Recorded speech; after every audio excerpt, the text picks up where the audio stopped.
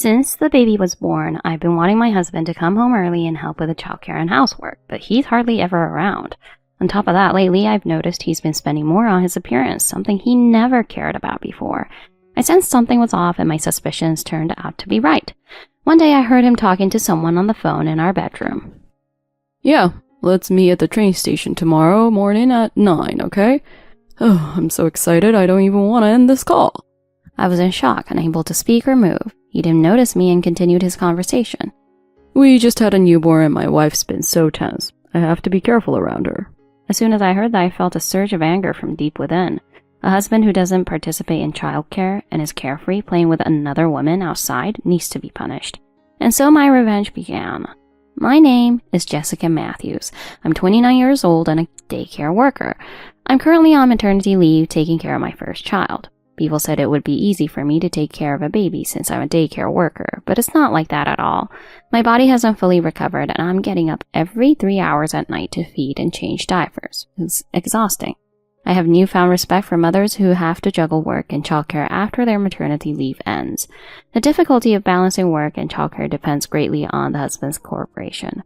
My husband Mike showed little interest in childcare, saying things like, I don't know how to take care of a baby and you're used to it, so you do it. I don't even know how to hold the baby or make formula. It scares me. I can't handle childcare. That's why I'm glad you're daycare workers, Jessica. He used fear as an excuse to avoid helping with childcare. I told him, try to at least learn how to hold the baby, or the child will never like you. No, even if I hold the baby, he'll just cry. When he gets older, I'll play with him in the park as much as he wants. Oh, my boss is calling. He said this and quickly fled to his room.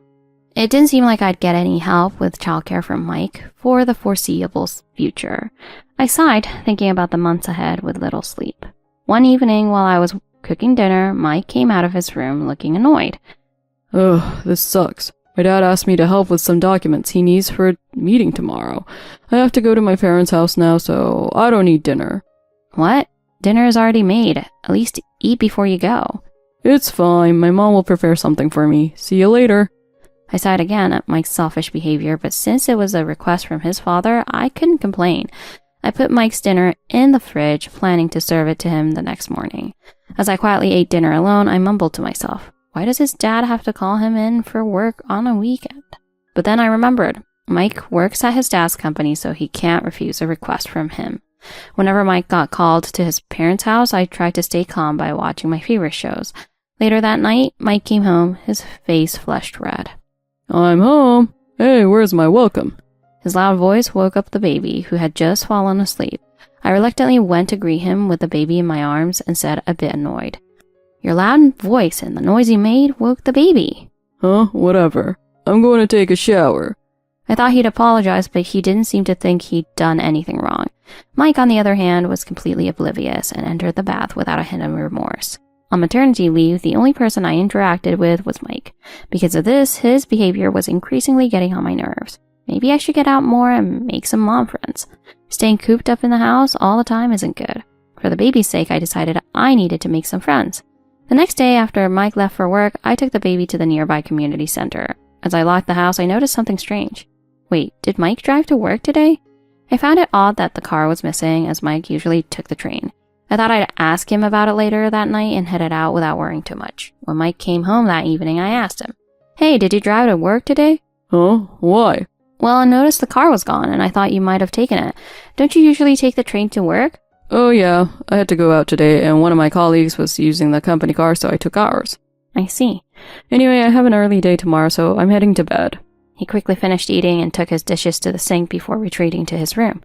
Later that night, around 2 a.m., I discovered something unbelievable. As usual, I was up making formula for the baby. I noticed light coming from Mike's room and heard him talking. At first, I thought he might be on a call with a friend or talking to himself while playing a game. But then I heard him say something that made me stop in my tracks.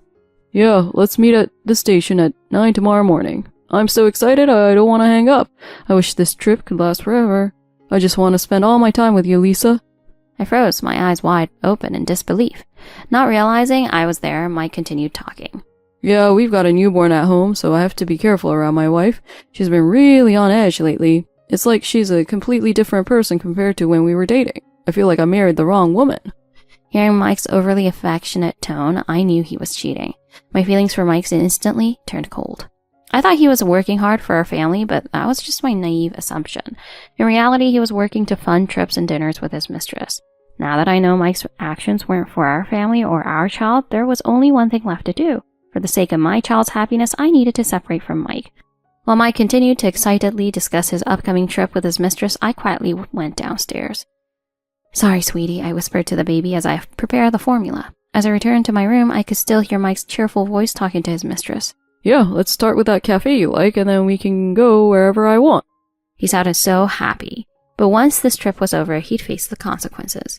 The next morning, Mike got up humming a tune. I greeted him as usual. "Good morning. Breakfast is just some toast today." "Yeah, thanks." His response was a stark contrast to the loving tone he'd used with his mistress the night before. He changed into his suit, pretending he was heading to work, and left the house. "I'm off. Oh, by the way, some colleagues and I are getting together tonight. I might stay over, so don't wait up." "Got it. Be careful not to drink too much." I played along with his obvious lie. After he left, I watched him from the balcony. I saw him happily singing as he drove off, clearly going on a trip with his mistress instead of work. I thought about confronting him when he got back. I spent the day plotting my revenge on Mike. That afternoon, I received a call from my father-in-law, Brian. "Oh, Jessica, I'm sorry to bother you, but have you seen Mike? I've been trying to reach him, but he won't answer his phone." I knew where Mike was, but I decided to play dumb. "Hasn't he gone to the office?" "No, he took the day off for the baby's 3-month checkup." Realizing that Mike had lied about his whereabouts, I felt a wave of disbelief. However, I kept my composure and agreed to help Brian find him. "If it's for an important document, leave it to me." I called Mike, knowing exactly where he was. Unsurprisingly, he didn't answer my first call, so I kept calling until he finally picked up on the 10th attempt. "What the hell? Stop calling me. I'm in a crucial meeting right now, so don't call again." "Oh, I'm sorry. He hung up on me mid-sentence, not even bothering to listen. He really wanted to enjoy his time with his mistress. This behavior was beneficial to me. I reported every detail of our conversation to Brian, who was understandably furious. Mike said he was in a meeting and told me not to call him. I even recorded our conversation and sent it to him. Brian replied quickly, saying he could hear the sounds of a hot spring resort in the background. He deduced that Mike had gone on a trip without informing anyone. Mike had lied to his employer and used the family excuse to get out of an important meeting. When he finds out his secret's being exposed, he'll be in deep trouble. I made sure to point out the oddities in Mike's behavior to Brian. Mike claimed to have taken time off for me and the baby, yet we haven't been taken anywhere. This prompted Brian to suspect the existence of another woman. I also sent him the recording of Mike's late-night conversation with his mistress. In the recording, Mike spoke poorly of me and the baby while discussing their upcoming trip. The next day, Brian called again during lunch to update me. "I'm sorry to have kept you waiting, but here's what happened today. As soon as Mike arrived at work, I called him into my office." "What's this about, Dad?" I asked him about the trip he'd taken instead of attending the important meeting. "How did you find out about that?" Mike was visibly shocked, his face turning pale. I decided to question him further. He tried to deny everything, saying it was a coincidence he and his mistress took time off on the same days. But when pressed, he slipped up. He knew details about her time off that he shouldn't have known if they weren't involved. Eventually, he broke down and admitted to everything. I also found out he had forced himself on a junior employee who was his mistress. "It's not like that. She came on to me." The mistress, Lisa, was also called in. Both denied responsibility, trying to blame each other. Ultimately, both were transferred to distant branches. Mike to the smallest, most remote office, and Lisa to warehouse management position. When Mike and Lisa realized the severity of their situation, they both protested.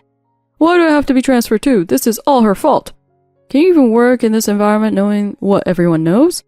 "Well, I did this for your sake, so you'd better comply. With you at the main office, no one else can concentrate." Mike had no choice but to comply.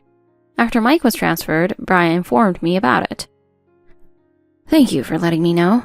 "Since he won't tell you, I wanted to make sure you knew. If he doesn't sign the divorce papers, I'll help you." "Thank you so much." With Brian's cooperation, I managed to secure a divorce and alimony. When we discussed divorce, Mike initially resisted. But after Brian spoke to him, he immediately agreed. It was clear he was afraid of facing more repercussions at work. Mike looked haggard, having lost weight since his transfer. Apparently, news of his misconduct had already spread at his new office. Female employees shunned him, and male colleagues were disgusted. Even the department heads had turned against him. After signing the divorce papers, Mike asked Brian for help with workplace gossip. Can't you tell them to stop talking about me? It's driving me crazy. This is your own doing. If you don't like it, quit. But I can't guarantee you'll find another job easily. Hearing this, Mike slumped to the floor in despair. I left the scene without looking back. It was dangerous to stay around him any longer. I also demanded compensation from Lisa. Mike, she initially ignored my demands, but when I threatened legal action, she finally paid up. Mike became a burden at his new office, quickly becoming part of the Window tribe. He too took out loans to pay for the compensation. Both he and Lisa are now struggling to make ends meet. All of this is their own doing. It took months after discovering Mike's affair to secure compensation. The process was exhausting, especially with a small child, but once it was all over, I felt relieved. I now live with my parents who help me with childcare. Occasionally, Brian visits with gifts for the baby. Thank you so much for everything. It's nothing. I'm more worried about you overworking yourself. Brian has become like a second father to me and the baby. Someday I want to repay him for all he's done for us. That's what I thought to myself. I married my husband Michael and built a good relationship with my in-laws. When I became pregnant and Michael was assigned overseas, we moved into my in-laws' house. Living with my gentle in-laws was more enjoyable than I had imagined. However, everything changed after Michael went abroad. My name is Emma and I'm about to turn 30. I worked as an office assistant at the company I joined after graduating from college. I was raised by a mother and attended college on a scholarship. My mother told me that my father left us because he cheated. With no grandparents to rely on, it was just my mom and me. I always dreamed of building a warm, loving family. My mother raised me with so much love and I truly adore her. I'm grateful she raised me, but she worked late, leaving me alone often. Hearing stories from friends about trips with their parents sometimes made me feel lonely. That's why I wanted to marry a faithful man and create a happy family. About 2 years after I started working, I met Michael at my company. He worked for a major corporation and was well known as a talented employee. Michael looked great in a suit and was tall and handsome. When he visited our company, I guided him to the conference room. That was the extent of our interaction. The women at the office would always gush when Michael came by, but I wasn't interested at all. I had a preconceived notion that good-looking men were more likely to cheat. To me, he was just another business contact. A few months after we first met, we ran into each other again at the library. I had always loved reading and frequently visited the library instead of buying books. As I reached for a book, Michael happened to reach for the same one. I didn't look at him closely, but he recognized me first. Aren't you Emma from the company? I was surprised he remembered my name despite our brief encounter. He smiled warmly and I realized he had remembered my name. I hadn't expected him to remember my name since we barely spoke before. I was taken aback, but tried to excuse myself politely. This author is fantastic, isn't he? He liked the same author I did, which made me unexpectedly excited. Without thinking, I eagerly responded. Oh yes, absolutely. I've read this book multiple times. I stopped, realizing I had spoken too enthusiastically. Michael chuckled and I felt a bit embarrassed. I can tell you really love it. Would you mind recommending some books to me? We ended up spending about an hour in the library together. After that, whenever Michael came to our company, he would strike up a conversation with me. Eventually, we naturally exchanged contact information and began dating. Michael was 5 years older than me, making him 29 at the time. He was already trusted with big projects and might be assigned overseas soon. Even though we started dating, I couldn't quite believe that such a handsome, kind, and capable man would be interested in me. One day I asked him a question that had been on my mind. Why did you decide to date me? I love that we share a passion for books, but mostly I just feel at peace when I'm with you. His sincere words embarrassed me, but I was incredibly happy. Michael was honest and straightforward. After dating for about a year, we decided to move in together. Michael wanted to get married right away, but I didn't want a quick divorce. I suggested living together first to see how things would go. I didn't want to rush into marriage without truly knowing him. Michael agreed without any hesitation. I don't think I'll change how I feel about you, but I respect your feelings. Let's try living together. So Michael moved into my apartment, which he suggested himself. If you moved to my place and things didn't work out, you wouldn't have anywhere to go back to. If I move, it's easier for me to leave if it doesn't work out. Not that I see that happening. Hearing things like this from Michael only made me fall for him more. However, I knew marriage wasn't always so sweet. I had seen my mom struggle after her divorce, which made me cautious. I wanted to see Michael's true self by living with him. Our life together was fulfilling and happy every day. I cooked since I got home earlier, and Michael would always clean up afterward. He would compliment my cooking even when I messed up, and he did chores without me noticing. I changed the drain covers in the bathroom and kitchen. He took care of small tasks around the house without being asked. Instead of judging him, I worried if I could keep up with his perfection. One day he came home with a huge amount of Valentine's sweets, which surprised me. I knew many women would be interested in him, so it made sense, but I couldn't help feeling a bit jealous. Let's eat these chocolates together after we finish yours. I want to tell them my wife helped pick their gifts. It was at that moment I realized I couldn't imagine being with anyone else. A year after moving in together, we decided to get married. We went to meet Michael's parents, who I assumed would be very proper. They must be, having raised such a perfect son. I was quite nervous. Michael's family home was in a peaceful area with a big house and a garden. It was surrounded by nature with very clean air.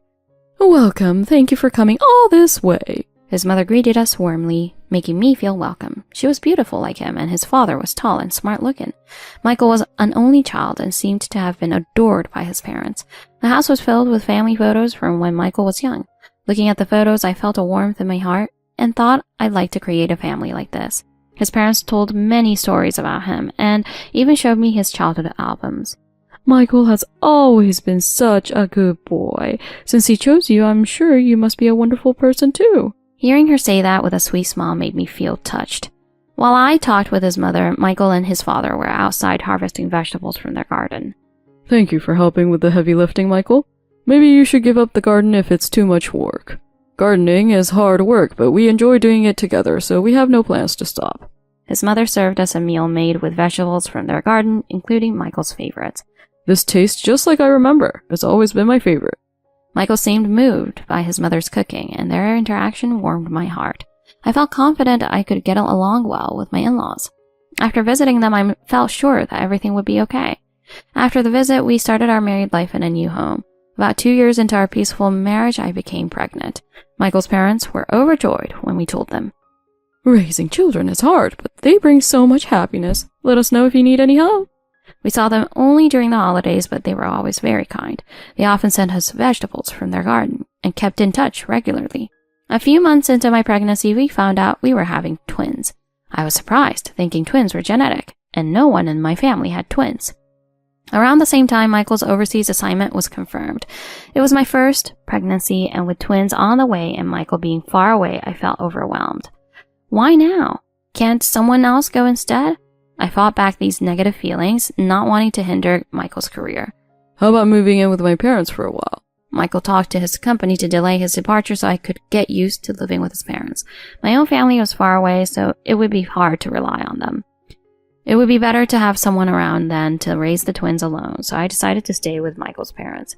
We moved in when I was in my second trimester, knowing Michael would be away for about a year. We kept our apartment just in case, even though it seemed like a waste.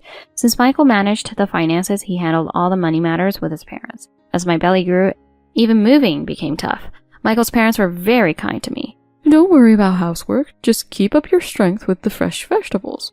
Living with them made me trust them even more. They respected my opinions and took good care of me. Life with my in-laws was more comfortable and enjoyable than I had expected. However, as my due date approached, Michael had to leave for his overseas assignment sooner than planned. There had been some issues and his departure was suddenly rescheduled. Michael left without being able to be there for the birth. As soon as he left, my in-laws' attitudes changed completely. Don't expect me to do everything for you just because I have been. My mother-in-law began pushing chores onto me, saying I needed to do more. I tried to follow her instructions, thinking I shouldn't just sit around, but her demands escalated. Can you plant these in the garden? Sally even tried to make me do tasks that required bending over. Pregnant women should respect their elders. Following her lead, Paul started making similar comments. I refused, saying it was too much for me in my condition. Who do you think you're living here for free? You're not even working, so at least do this much. Feeling I had no choice, I did as they asked, even though my heart was breaking from the trust I once had. The once comfortable home became a place of constant stress and pressure. I couldn't confide in Michael, who was working hard in a foreign country. I decided to endure it all by myself. As twins pose a higher risk, I was scheduled for an early hospital admission. Michael's parents had initially agreed to drive me to the hospital. Of course, that promise wasn't kept. I had to take a cab with all my bags to get to the hospital. It was my first time being hospitalized, and I was anxious, but being there was a relief compared to being at home. I gave birth to my twin sons alone. After a few weeks, I returned to my in-laws' house. Although I considered moving back to our apartment, I was too exhausted from childbirth and caring for twins. My in-laws were thrilled with the birth of their grandsons, but it soon became a nuisance. Grandma's here, sweeties. Don't look like your mom, look like your dad. If they have Michael's genes, they'll be handsome for sure. I found their comments annoying and offensive. As I struggled with unfamiliar motherhood, I eagerly awaited Michael's return so we could move back to our apartment. Here's the bank book. All the money Michael sends is for you to use for the kids. She handed me Michael's bank book, saying I should manage with what he was sending. When I checked, it was a meager amount. I was shocked, but since there were some balance left, I thought I could manage. What, you think $1,000 a month isn't enough? You should be grateful for every penny since Michael is working so hard. I was surprised, but I remained quiet. After giving birth, my in-laws fed me balanced meals to help produce nutritious breast milk. A few months after the twins were born, my in-laws stopped gardening and began shopping at high-end supermarkets. I thought it was for the twins' sake. However, they also started wearing designer clothes and going on trips, which seemed odd. They both had part-time jobs after retiring, but I wondered why their lifestyle had changed so suddenly. With the twins constantly needing attention, I barely slept. Whenever one cried, the other would wake up, and I was running on fumes. It would have been a relief if my in-laws had helped more. They only wanted to see the grandkids when it was convenient for them, not to actually help. They didn't change diapers or do any real caregiving. Their timing was always bad, showing up just after I had gotten the babies to sleep. I became more and more stressed, but I couldn't tell Michael. The one day, after 6 months, my in-laws made a comment about the twins. They don't look like Michael at all, do they? No, they don't. I couldn't ignore their constant criticism and felt I had to say something. They will change as they grow. Of course, they're Michael's and my children. My in-laws were not pleased and went even further. Are you sure they're Michael's kids? Maybe you were fooling around? How about a DNA test? Oh no, I don't want to waste money on that. Unfortunately, they just look like you, Emma. They laughed mockingly and I was furious. Michael is a good son, but he doesn't have an eye for women. At that moment, the doorbell rang. To my surprise, it was Michael. Surprise! He returned earlier than expected to surprise us. I was overwhelmed with joy and almost cried, but my in-laws ruined the moment. You should have told us you were coming back. Aren't the twins cute? They're so attached to me. They each held one of the twins, who were just peacefully asleep for once. I wanted to shout that they usually cry nonstop and are never this calm, but I held back. They're even cuter in person. From today on, I'll be here with you. Michael had been keeping up with the babies through pictures and videos I sent him daily. Knowing I could now raise them with Michael made me feel lighter. As soon as Michael was back, my in-laws' behavior changed again. Emma, you must be tired. We'll watch the twins while you take a nap. Yes, leave it to us. They had never once helped with childcare, and their false kindness angered me. I'm so glad to see you taking care of the twins so well. We should continue living here. Why don't you stay with us permanently? Emma can focus on raising the kids, and Michael can perform better at work. Seeing my in-laws act all high and mighty made me imagine a future of continued cohabitation, which chilled me to my core. You don't look well. Are you feeling all right? Before I could answer, my in-laws chimed in. Raising twins is hard work. No wonder she's not feeling well. Go rest, Emma. Don't worry about the kids. We'll take care of them. You're both amazing. I'm grateful you're here. I'll make up for the time I wasn't around. Watching them chat, I felt nauseated and decided to take a nap. Lying down, I couldn't sleep, filled with my anger at my in-laws' behavior. Then a thought struck me. Why did Michael only send $1,000 a month for living expenses? My savings were enough to get by, but where was the rest of the money going? Did he send it directly to Sally's account? Remembering their sudden lavish spending, I felt something was off. Holding the bank book, I went to the room where Michael and my in-laws were. Michael, I wanted to talk about the finances. My in-laws' expressions immediately changed at the mention of money. Emma, don't worry about the money. We're all living together now. Yes, save it for the kids. Raising two is expensive. I've been transferring money every month, but what's wrong? My in-laws tried to change the subject, but I pressed on. Thank you for working so hard, but $1,000 isn't enough to live on. Oh, did you misread the numbers because of sleep deprivation? I've been sending $3,000 a month. Exhausted from parenting, I doubted myself and checked the bank book again, but no matter where I looked, there was no sign of $3,000 being deposited. I showed it to Michael, who made a shocking revelation. This isn't even the account I've been depositing money into. Sally had given me a different bank account. I realized my in-laws had been scheming, and anger surged within me. What's going on here, Sally? My in-laws, clearly nervous, tried to calm me down. Oh, Emma, calm down. Your hormones must be all over the place after giving birth. Let's talk about the twins' development instead. Michael would love to hear about that. Unable to hold back any longer, I told Michael everything that had happened while he was away. I noticed the garden was neglected, and the house seemed more luxurious, but I didn't expect you were using Emma's money. I entrusted you with a bank account to send living expenses while I was away. Michael said he had told his mother to give me the bank book once I settled after the birth. But that bank book was not the one I received. Michael, angered by the betrayal, confronted his parents. Bring me the bank book I've been sending money to right now. Michael was calm but angrier than I had ever seen him. My in-laws, intimidated by his tone, quickly brought the bank book. It showed $3,000 deposited monthly, but each amount was promptly withdrawn. Where's the money? You didn't spend it all, did you? My in-laws then brazenly admitted their actions. Yes, we spent it all. Emma didn't deserve $3,000 a month for doing nothing. We were managing everything here. Exactly. Someone like her isn't worthy of Michael. She doesn't even work, so why does she need $3,000? My in-laws tried different pins until they guessed the correct one. I couldn't believe my ears. No matter the reason, taking someone else's money without permission is wrong. This money was meant for Emma and the kids. I sent $2,000 for you as well, didn't I? I was shocked to hear this from Michael, meaning my in-laws had $5,000 to spend each month. We only treated Emma nicely because you were here. Without you, we couldn't keep up the act. Michael makes good money. He can afford it. Learning how much Michael was sending, they felt working daily was a waste of time.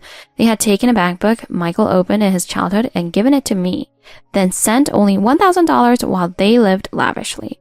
I never imagined it would come to this. I'm disappointed in you. He began packing up immediately. Where are you going? We're leaving this house right now and won't be coming back. Don't contact us again. My in-laws tried to stop him crying, but Michael didn't listen. We packed up and left their house. Back in our apartment, I finally felt like I could breathe again. Living at my in-laws had been suffocating. I'm sorry I made you endure this alone. Michael hugged me tightly. I was relieved he trusted me over his parents. We decided to cut ties with them completely. Later, we learned from the news that Michael's parents were arrested. They had embezzled money from their respective jobs and satisfied with the money Michael was sending. They stole cash meant for company events, unable to tolerate their son's success being spent on a wife they disliked. After being released, they were living quietly together. Meanwhile, we were living happily with our family. Michael was supportive with both parenting and housework. He always checked in to see if I was overdoing it, making me feel truly cared for. The twins were growing up well, and I was planning to return to work once they started daycare. At first, I thought I was blessed with a wonderful husband and in-laws, but now I realized they only treated me kindly because Michael was around. It wasn't because they liked me. I'm sad about that, but I'm glad I found out their true nature early on. When my sons grow up and marry, I hope to maintain a good relationship with their wives and not depend on my sons. I want to support them in becoming independent.